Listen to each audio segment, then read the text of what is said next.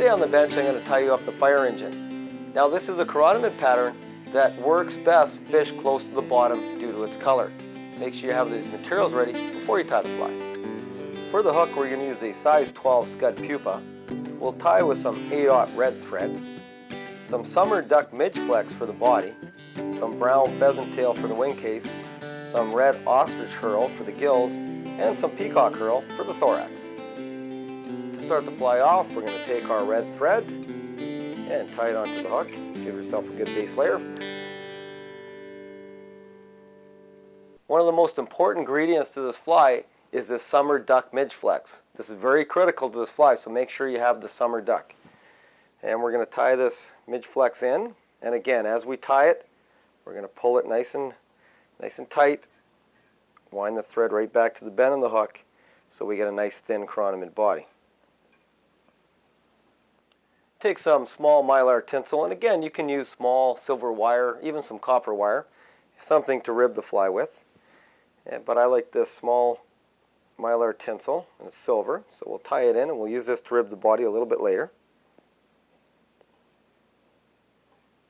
Take the summer duck midge flex that we tied in at the back of the hook, pull it tight and start wrapping forward to form the body. And as we wrap forward, you're going to see the summer duck midge flex really accentuates the red thread that we put underneath and forms a really translucent orangey red color, which is critical to this fly. And wrap it right forward to the eyelet.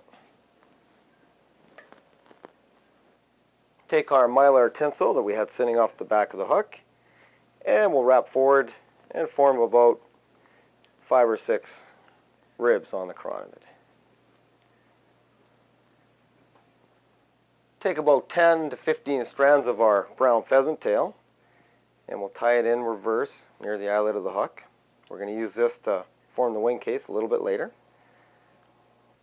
The second most important ingredient we're going to use is the red ostrich herl. Very important. We're going to use this for the gills, and make sure it's a nice blood red ostrich herl. Tied in at the head of the hook, right at the eyelet, and take about 3 or 4 wraps so you get some real nice gills formed.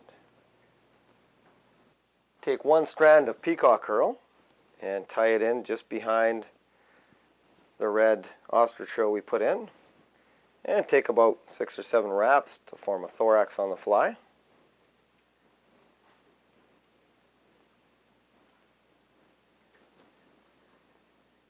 Now I'm going to take my pheasant tail and pull it over the gills and the thorax to form the wing case, and finish off by cutting off the excess and whip finishing the red thread to fill in the body.